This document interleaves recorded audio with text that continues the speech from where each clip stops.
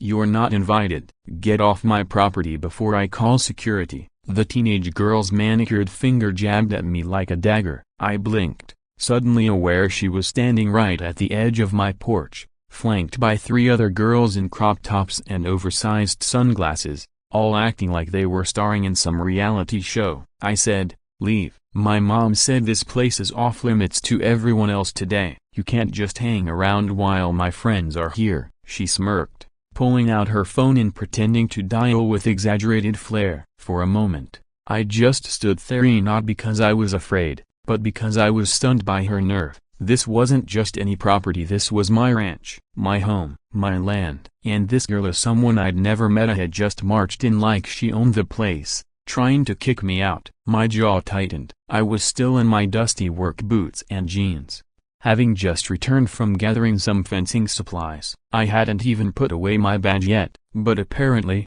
none of them had noticed. "You're making a mistake," I said quietly, voice steady and calm. She rolled her eyes. "No, you're the one who messed up by not leaving when we told you to. My mom owns this hoe. She can kick you out whenever she wants. So, move along." I glanced past the girls. My barn doors were wide open, loud music was blasting from portable speakers, and someone was riding one of my horses like it was a carnival attraction. A group of teenage boys were tossing beer cans into my pond. Folding tables were set up with snacks and red Solo cups. They were throwing a party on my ranch and they didn't even know who I was. I opened my mouth to respond, but my phone buzzed. My deputy's name lit up the screen. I didn't answer. Not yet. First, I had to handle this spoiled brat and her entourage. Before I could say another word, the girl stepped forward and shoved me. "Move it, lady, you're creeping us out." I staggered back half a step, not because she was strong, but because I hadn't expected her to touch me. That was when something inside me snapped. I straightened up, clipped my badge onto my belt, and fixed her with the coldest stare I could muster. Before I could speak, the roar of a screeching engine echoed down the driveway. Karen had arrived, and that's when everything spiraled out of control. "Hi, I'm Madison. I'm 48 years old and have served as the police chief in this small Texas town for about 5 years now. I live on a 25-acre ranch I inherited from my father, a quiet, beautiful place I've worked hard to protect and maintain. I've always tried to be fair, honest, and kind to my neighbors, even when they aren't always kind in return." This story started a few weeks ago when I attended a 4-day police leadership summit in Austin. It wasn't unusual. I go to events like that every few months. I let the HOA secretary know I'd be out of town and told my ranch hand, Jose, to watch the livestock and lock the gate each night. Apparently, Karina, yes, her real name is Karina, heard about my absence through the neighborhood grapevine. She's the acting president of the HOA. Even though technically my property isn't under their control, they've been trying to pressure me to join for years, but I've always refused politely. Karen didn't take that well. She's the type of person who wants control over everything and everyone. So when she found out I was gone, she must have seen it as the perfect chance to claim my land for the HOA's use. She told her daughter, Courtney, they were going to throw a social event for the neighborhood teens and that they could use my ranch without permission. And now, here I was, standing in my own front yard being told to leave by Courtney, a 17-year-old with too much eyeliner and zero respect. The day before all this happened, I was still at the summit, shaking hands and collecting awards. Meanwhile, back home, Courtney had brought a dozen of her high school friends over. Jose had gone to visit his sick mother across town for the weekend, trusting the locks and alarms to keep things secure. But somehow no one knows how a Karen got past the gates. Maybe she had a spare key from one of her HOA cronies who once worked maintenance for me. Maybe she picked the lock. I wouldn't put it past her. By the time I drove back early Sunday morning, I didn't even recognize my own property. Streamers hung from my front gate. Empty soda bottles and greasy pizza boxes littered the lawn. My American flag had been taken down and replaced with a bright pink welcome party banner. At first, I thought it was some kind of prank. Then I saw the cars. Teenagers lounging in swimsuits by my cattle pond like it was a resort pool. I parked my SUV at the back entrance and decided to walk in quietly and maybe give them a chance to explain. But then Courtney found me. And you already know what happened next. Back to the porch, Karen stepped out of her black BMW SUV, wearing sunglasses the size of dinner plates. She strutted up the gravel driveway,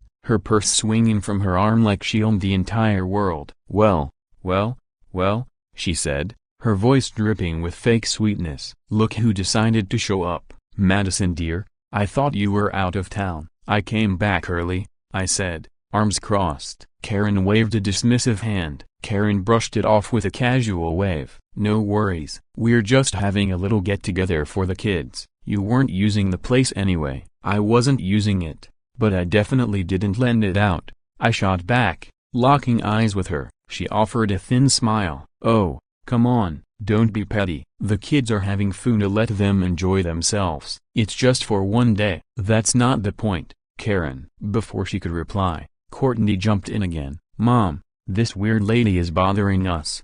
I told her to leave, but she won't go." Karen turned to me with a straight face and said, "Madison, I'm going to have to ask you to leave. You're upsetting the children." I blinked slowly, stunned at what I just heard. Then I noticed Courtney holding up her phone again and not pretending this time. She was actually calling 911. I watched her press the call button and put the phone to her ear. 911. "What's your emergency?" I heard the operator's faint voice. "Yes," Courtney said loudly, like a brat in a play. "There's a strange woman trespassing on our property, and she's acting super aggressive. I think she's dangerous." I almost laughed, but I didn't. This wasn't funny anymore. I reached down and clipped my badge firmly onto my belt, making sure it was visible. Then I unhooked my radio from my hip and spoke into it calmly. "Dispatch, this is Chief Madison. I have a situation at my residence and need a unit to respond immediately." Courtney's jaw dropped. Karen's face went pale. The music in the barn cut out abruptly. All eyes turned toward me, but just then,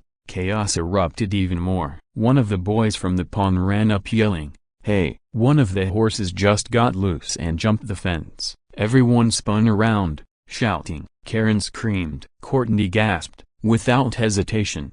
I took off running toward the backfield. That horse wasn't just loose, it was heading straight for the road. That's when the real panic set in. I sprinted past the barn, boots kicking up dry dirt, my heart pounding with a different kind of urgency. A runaway horse was dangerous enough on its own, but this was Thunder, our prized young gelding. If he spooked out on the road, he could cause a serious accident. Behind me, a wave of noise erupted. Karen screaming, teenagers yelling, someone crying. But I didn't stop. As I cleared the back fence line, I spotted Thunder's brown and white figure darting toward the highway. The fence was broken as someone had leaned a bike against it, loosening the latch. I grabbed my radio again. "Thunder's loose near County Road 9. Get animal control on standby. I'm trying to intercept him." The dispatcher's voice crackled back. "Copy that, Chief. Unit 12 is en route." I whistled sharply, cupping my hands around my mouth. "Thunder." "Whoa, boy, easy." He paused briefly, tossing his head like he recognized my voice. But then, another teenager started chasing him, arms flailing, and Thunder bolted again. He galloped along the property edge toward the main road. I cursed under my breath and cut across the pasture, legs burning, trying to catch up. At the curve, I spotted a pickup truck barreling down the road way too fast, and Thunder heading straight for the ditch beside it. I had seconds. "Hey!" I yelled, waving my arms like crazy, trying to flag the driver down while closing the distance to the horse. Miraculously, the driver saw me and slammed on the brakes just as Thunder burst out of the brush and skidded across the pavement. The horse stumbled, hooves scraping wildly on the asphalt, but didn't fall. He turned sharply and bolted back toward the ranch. I leaned over, hands on knees, panting to calm my racing heart. The driver rolled down his window. "You okay?" That thing came out of nowhere. "I'm fine," I panted. "That horse belongs to me." "Sorry for the scare. Looks like a stampede," he muttered, driving off slowly, giving Thunder a wide berth. Thunder slowed to a trot in the pasture. That's when Jose, my ranch hand, finally pulled up in his old pickup. "Chief." I came as fast as I could. He called out, hopping out, still in overalls. "Thunder broke loose," I said. "We need to corral him before he gets another wild idea." Together, we herded Thunder back into the fenced area, using feed and soothing voices. He snorted and bucked but eventually calmed enough to be led back to the stable. By the time we secured him, a black and white sheriff's unit had pulled into my driveway. Deputy Rogers stepped out, looking around at the scattered teenagers, the mess, and the faint music still playing from inside the barn. He glanced at me. Chief.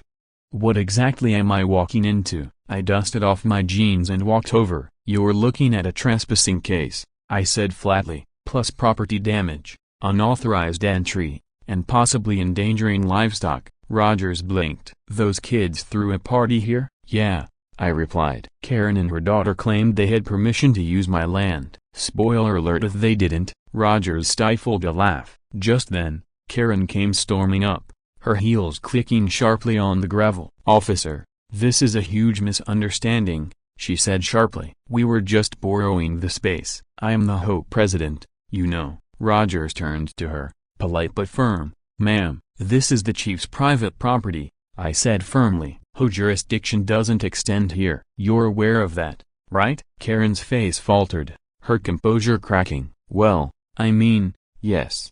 But I thought it before she could finish. Courtney shrieked from behind. She said this place was community property. She said it was fine. I spun sharply to look at her. So Karen had told her daughter the ranch wasn't even mine. Interesting. Karen's forced calm started slipping. I was just trying to give the kids a place to have fun. It's been such a hard year, Karen, I said, stepping beside Rogers. That doesn't explain how you got past the locked gate, I pressed. Did you break in? Karen hesitated. I had a key from last year. Remember, when we did the community BBQ here, you gave me a spare. No, I corrected her. I gave you access for one day only. The key was collected afterward. If you made a copy, that's a whole different story. She faltered, then glanced at Rogers. Is this really necessary? You're making a scene. Rogers said nothing. I turned to the crowd. Party's over, I called out. Everyone under 18, sit down on the porch until your parents arrive. Anyone over 18, start cleaning up the mess. Now, the kids hesitated, but when I barked, now, they jumped into action. Courtney crossed her arms and huffed, but her friends dragged her along. Karen stood frozen, like a statue caught in embarrassment. Rogers, I said, take statements from anyone who saw Karen unlock the gate or direct people inside. We're building a case. Karen gasped. A case? Are you seriously going to press charges over this? You endangered my livestock, trespassed, and misled children, I listed calmly. You knew better, Karen. She opened her mouth to respond, but I walked away. As I stepped inside to check for any interior damage, I felt more than anger. It was disappointment. Disappointment that people I'd once invited to community events, shared meals with, and helped had turned around and used my absence to take from me. Still, I reminded myself, anger solves nothing, but accountability is another story. And I was just getting started. I walked back outside just as Jose finished rounding up scattered trash. He glanced at me and shook his head. Chief, what do we do next? Before I could answer, a scream tore through the air. We both turned. Courtney had just knocked over one of the tables and was now pointing at something by the barn. My phone's gone. Somebody stole my phone. I narrowed my eyes and started walking over just as two boys began arguing over who'd touched her bag. Jose muttered under his breath, looks like this mess is far from over. And he was right. What I didn't know yet was that the phone wasn't just missing, it had something on it. Something that could change everything. Courtney was now full-on hysterical. My phone, it's gone. There's a thief on this property, she shrieked, stomping her foot like a toddler denied dessert. Her glittery handbag lay open on the ground, snacks and makeup spilled across the dirt. Two boys standing nearby, Jake and Logan,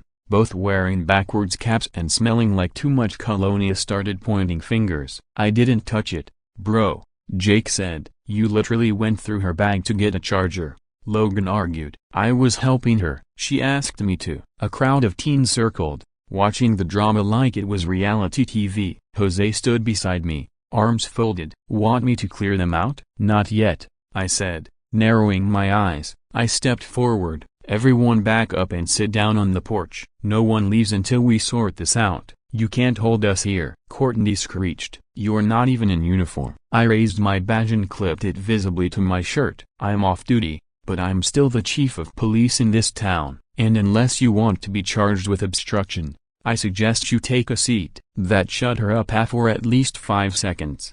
I turned to Logan. "You said you went into her bag?" He nodded quickly, just for a second. "She asked me to grab a charger. She was yelling at someone on the phone about a yacht party." I blinked. "A yacht party?" Courtney's face flushed bright red. "Shut up, Logan," she snapped. He looked confused. "What? Your mom was going to get you one for graduation." I ignored the drama and focused on the facts. "Was the phone there when you grabbed the charger?" I asked. "I don't know." He shrugged. "Didn't look, just pulled the charger and closed it." I turned to Jake. "Did you see anyone else near the bag?" He shook his head. "No. I was talking to Heather near the barn." Just then Deputy Rogers walked over and handed me a notepad. "We've got 6 witness statements," he said. I nodded. "I'll say Courtney was yelling into her phone about some party plans, then slammed it on the table and walked off to yell at you, so she left it unattended." "Yep," Rogers confirmed. Karen finally stepped in again, looking more like a melting candle than an HOA president. "Can we please just let the kids go? It's just a phone. She probably dropped it somewhere." "No, Mom," Courtney snapped. Courtney shouted, her voice cracking. "That phone has everything in my social media drafts, my influencer pitch to the skincare brand, the video I made for our party invite." She stopped suddenly. Rogers caught on. "What video?" Courtney clammed up. I stepped closer, careful not to intimidate but making it clear she needed to answer. "What video, Courtney?" She glanced nervously at her mom. "It's nothing, a broken bar, just a silly TikTok." "Was it recorded on this property?" I pressed. "Maybe, I don't know." Karen jumped in, clearly nervous. "It's probably just a party clip. Kids these days record everything." But their anxious energy told me this was more than a dance challenge or some harmless prank. Jose nudged me quietly. "You thinking what I'm thinking?" "Yeah," I muttered. "There's something on that phone,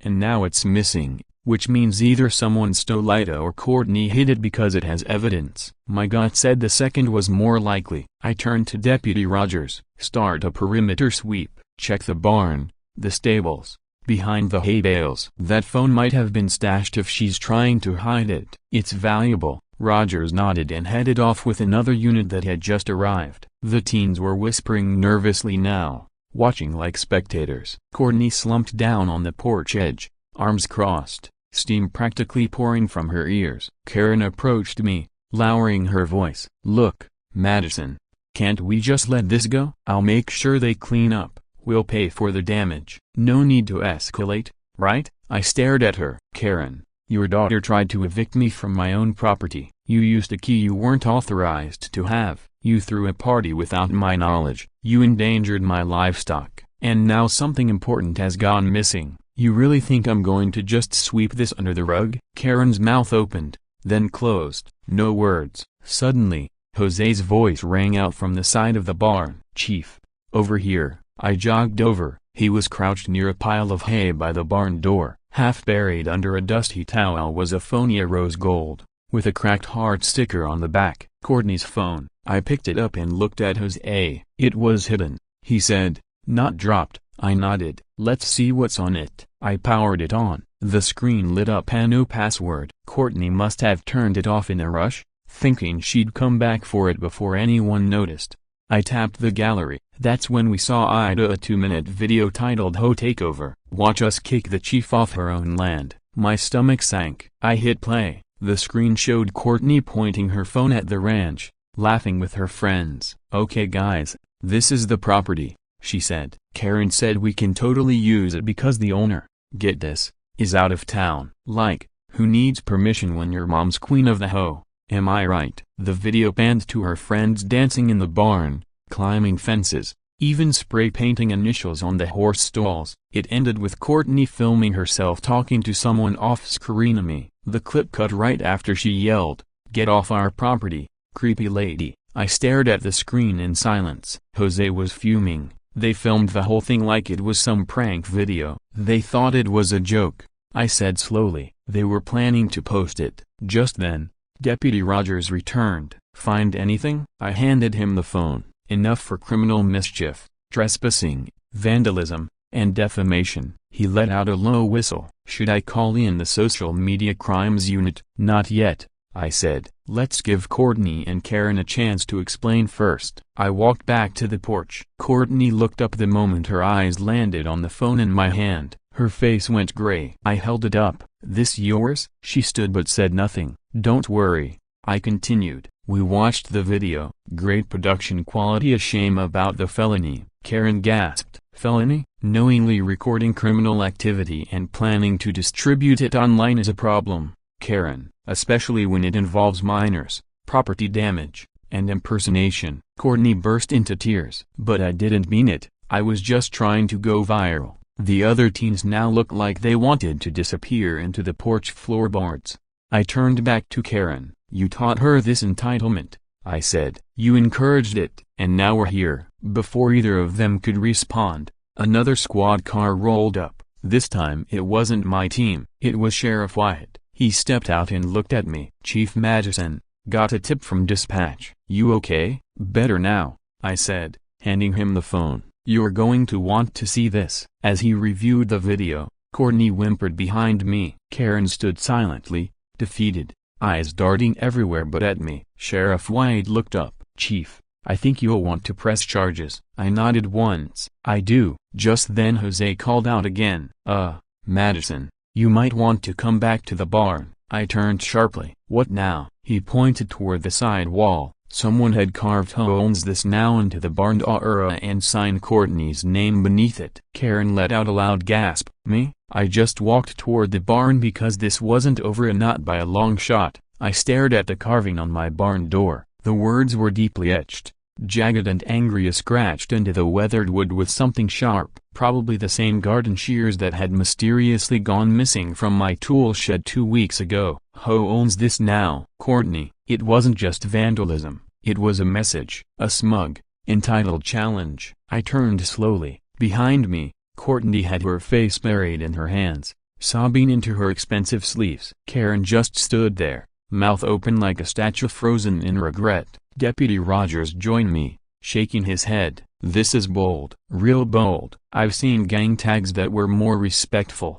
he muttered. Then louder, photograph Ida every angle. We'll need it in the report. Rogers nodded and went to work, snapping pictures and taping off the barn door with yellow crime scene tape. I walked back to the porch and faced the now silent crowd of teenagers. Some looked nervous, others terrified. Even the ones who had strutted around earlier like they owned the place now looked like kids who just realized they might have ruined their whole lives over one party. I cleared my throat. Let me be perfectly clear. This is not just a prank. This is criminal damage to private property, trespassing, unauthorized use of animals, underage drinking, and a whole lot more. We're still sorting through it all. Courtney peeked up from her hands. Boot a broken bar, but we didn't know it was your barn. Whose did you think it was? I snapped. Santa's? A few of the kids snickered, but it quickly died down. Your actions, your videos, your destruction, they've all been documented, I continued. And let's not forget you posted it online like it was a joke, like humiliating someone, damaging property, and mocking law enforcement was funny. Karen finally stepped forward, her voice trembling. Madison, please. She's just a child. I'll pay for everything. Please don't let this ruin her future. I looked at her slowly. Karen, when you were stealing access to my property, did you think about my future? About the livestock? About the horse that could have been hit by a truck? The kids you brought here to drink and destroy what I've built with my own hands? She didn't answer. I turned to Rogers. Bag the phone and send it to evidence. Get the rest of the teens documented. Anyone who helped plan this needs to be interviewed. He nodded. And what about Karen and Courtney? I glanced back at the mother and daughter. Karen's eyes pleaded silently. Courtney stared at the ground like she wanted to disappear. For now, I said, escort them to the sheriff's office. They'll be booked and processed. We'll notify juvenile services. Karen gasped. Booked? You're arresting us? Courtney wailed. I'm going to jail. I raised a hand. You're being held for questioning and charged accordingly. That's how it works when you break the law. Karen made the mistake of stepping toward me. Madison, you don't have to do this. I can make a donation. I can make this all go away. I straightened. I'm not for sale. Karen. Deputy Rogers and another officer gently pulled them aside. beginning their walk of shame to the squad cars. The porch was silent, so silent the wind seemed to have stopped. Then came a soft sound of clapping. It was Jose, standing by the barn, arms folded, nodding slowly.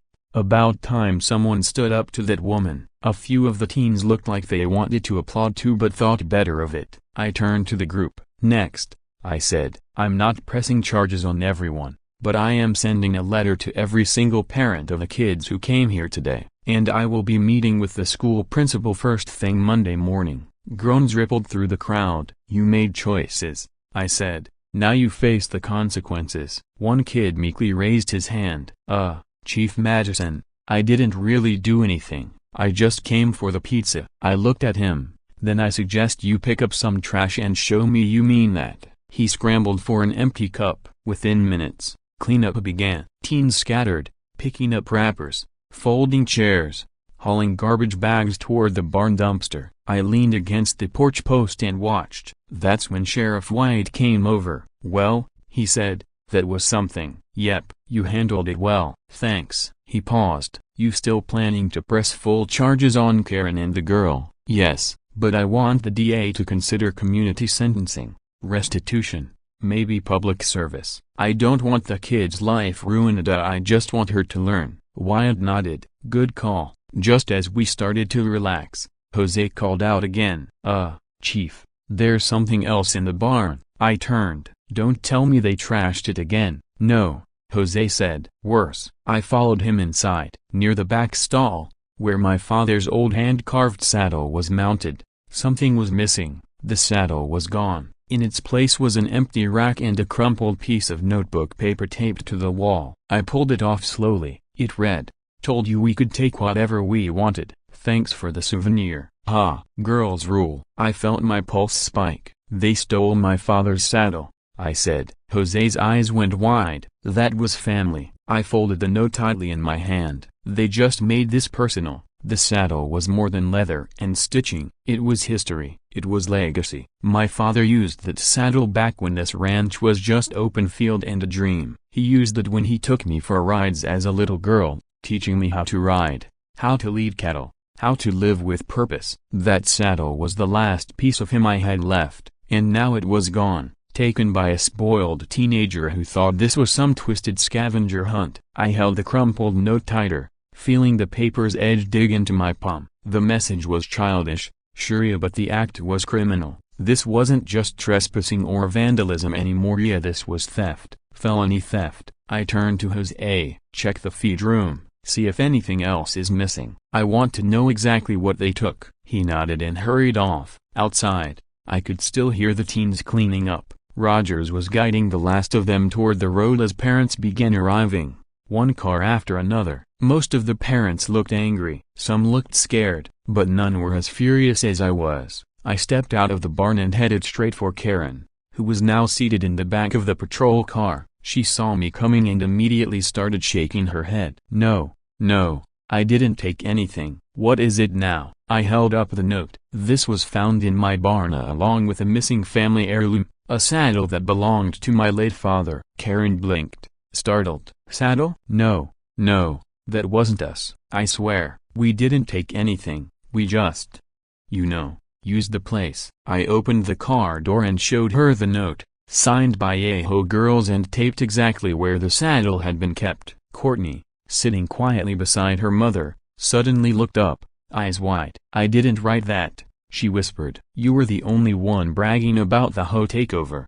I said coldly. You thought this was a game, but now it's a serious criminal investigation. I didn't, I swear, Karen cried, turning sharply on her daughter. She demanded, did you tell your friends to steal something? Courtney's voice trembled. I didn't tell anyone to take it. I just said it looked expensive and cool, that's all. I shook my head and walked away. Sheriff White was nearby, arms crossed. Want us to get a property search warrant? Yep, I said. Now it's necessary. He pulled out his phone. I'll start the paperwork. As the warrant request got underway, I returned to the house and reviewed the barn's security footage. Most of the main cameras had been disabled as someone had clearly cut the power, but they hadn't found the hidden motion sensor camera tucked inside the loft vent. I pulled up that footage and fast-forwarded to the night before. There they were, 3 girls sneaking in after dark. One, definitely not Courtney, wore a rhinestone-studded hoodie and carried a pink backpack. She pointed at the saddle and laughed. Another girl boosted her up. They pulled the saddle off the rack and stuffed it into a giant gym bag. Then they posed for a photo next to the empty wall, flashing peace signs before vanishing. I paused and zoomed in. The girl in the rhinestone hoodie had long straight hair with purple tips. Her hoodie said Baddie Club across the back. Storming outside with the video still playing on my tablet, I barked at Courtney, "Who's the girl with purple hair in the rhinestone hoodie?" Her mouth dropped open. That's Melinda." "Oh my God." "She took it." Karen spun around. "Melinda Jameson. The girl from Willow Heights? She was only here for a few hours." Courtney panicked. "She left early, said she had to meet her cousin." I handed the footage over to Rogers. "Melinda's our main suspect. Let's get her name and address to the sheriff. Time to pay her a visit." Rogers nodded and headed back to the cruiser. I took a deep breath, trying to slow the rage building in my chest. So far, we had trespassing, underage drinking, van. Melinda's mother looked terrified. "Please, Chief Madison. She made a mistake. She's young. I'll pay for any damage. Just don't let this ruin her life." I stood silent for a long moment. Then I said, "You have 24 hours to bring that saddle to the sheriff's office. If it's not there by tomorrow morning, I'll file full charges. If it is, we'll pursue restitution through community sentencing." Melinda nodded through tears. "I will. I swear." "I'm sorry," Melinda whispered as we turned to leave. At the door, I paused and looked back at her. She met my gaze. "Tell your friends," I said firmly. "The ranch isn't a joke." "And neither am I." We drove back to the ranch as the sun began to set. The barn was quiet. Most of the teens were gone, with only Jose left, locking the stable gates. As I stepped out of the cruiser, he looked at me and said, "Well?" I nodded. "We got it back." He gave a small, relieved smile. "Good. Maybe now we can finally rest." But as I walked toward the porch, my phone buzzed again. A text from an unknown number. "You think this is over? Ho girls stick together." I stared at the screen, then looked up at the darkening sky. This war wasn't over. It was just getting started. I sat on my porch long after the sun slipped behind the hills, the only light coming from the dull orange porch lamp overhead and the faint glow of my phone screen. The text still stared back at me. "You think this is over? Ho girls stick together." No name, no reply option, just a threat. I'd seen enough during my years in law enforcement to recognize when something was personal, and this was personal. Not just a bratty teen lashing out. This was organized, intentional, targeted. These girls weren't acting alone. They were being coached. I tucked the phone into my pocket and stood slowly, my bones aching from the stress. But I wasn't done yet. The house was quiet now. Jose had turned in for the night in the guest room out back. The animals were fed and secured. Rogers had gone home to prepare reports for court. But I couldn't sleep. Not until I figured out who was behind that text. Back inside, I sat at my kitchen table and opened my laptop. First, I traced the phone number. A burner, a prepaid SIM card with no registration, no name, no home address. Typical. Then I dug deeper. Using department tools, I cross-referenced call logs from the weekend. Every 911 call, every message sent from Courtney's phone, everything tied to this whole girl squad. That's when I noticed something strange. Courtney had exchanged over 30 messages in one afternoon with a number saved under the name VP Ho. Karen was the president, so who was this VP? I dug further. The number belonged to none other than Nancy Whitmore, Karen's best friend, vice president of the Ho board. Nancy, of course. She lived just 2 blocks away in a massive 3-story home with a white picket fence and a golf cart parked in the driveway, like she was running a country club. She was quieter than Karen, but every bit as smug, and now she was showing up in messages connected to the entire operation. I clicked through the texts and one caught my attention immediately. "Make sure Maddie's gone. If you pull it off, we'll bring you to the yacht party with the big girls. Time to earn your stripes." I froze. They had planned this, encouraged it. They were grooming these teenagers to treat the whole like some exclusive social club. complete with hazing and invasions of privacy. I printed the message thread and grabbed my phone. Within 10 minutes, I was on a call with the sheriff's office. By morning, I'd have everything needed to get a search warrant for Nancy Whitmore's house and devices. But just as I was about to close my laptop, another alert pinged. At this time a new video posted live on an anonymous TikTok account called It Joe Rules. The footage showed drone shots of the ranch zooming over the barn, the house, and the grazing animals. Then bold text flashed across the screen: "She thought we were finished. But the party's just getting started. Ho for life." I grabbed my phone and called Rogers. "Get me a tech unit. Someone's watching my house." "From where?" he asked. "I don't know yet. But a drone flew over my property tonight and posted footage." "I'm on it," he said. "We'll be there in 15. By the time Rogers and Sheriff White arrived, I had the video downloaded and had mapped several possible drone flight paths. Jose joined us to search the perimeter. We found the drone, a small, black, a quadcopter stuck in a tree between two thick branches. The battery was dead, but the SD card was still inside. Rogers carefully bagged it. "We'll pull the footage and trace the launch point," he said. Wyatt rubbed his jaw. "Grim, someone's escalating. They're not just mocking you anymore, they're stalking you." "That means they're desperate," I said. "Desperate people make mistakes." He nodded. "Let's use that." By sunrise, the drone footage was decrypted. The drone had launched from a backyard just 2 streets away from none other than Nancy Whitmore's property. Even more damning, audio captured on the video. Giggling teens could be heard in the background. One said, "Courtney said her mom was scared, so now it's our turn to finish what she started." Another voice sneered, "Madison's such a loser. She acts like she owns the town just because she's got a badge." A third chimed in, "Let's do the paint stunt next." I bought the green dye this time. Green dye? My stomach dropped. They weren't finished. They were planning to come back later that day. Sure enough, I soon received an anonymous package on my porch. No return address, just a small cardboard box with a card taped on top. The card read, "For the Grass Queen." I opened it slowly, hand resting on my holster. Inside was a gallon of fluorescent green landscaping dye and a folded hoe notice reading, "Notice of citation, excessive law and dominance." They were mocking me for having too much land, too much freedom, too much independence from their little hoe thefdom. I looked up, scanning the empty street. Nobody in sight. But I could feel them watching. I took the dye inside, locked it in evidence, and picked up the phone again. "Sheriff White, I'm calling an emergency HO town hall meeting tonight. You think they'll show?" "Oh, they'll show," I said. "Karen will be there. Nancy will be there." And this time, I looked out the window at the barn door, still marked by Courtney's vandalism, This time I'm bringing the full truth to light. That night, the community center was packed, every seat taken. Karen sat quietly in the front row, flanked by her lawyer. Courtney wasn't allowed in. Nancy stood in the back, smug as ever, surrounded by a small circle of other board members and fake smiling neighbors. I stood at the podium and cleared my throat. "Thank you all for coming," I began. "Tonight isn't about HO policies, it's about accountability." I hit play on the projector. First, the video of the trespassing teens, then the drone footage, then the messages from Nancy's number encouraging infiltration,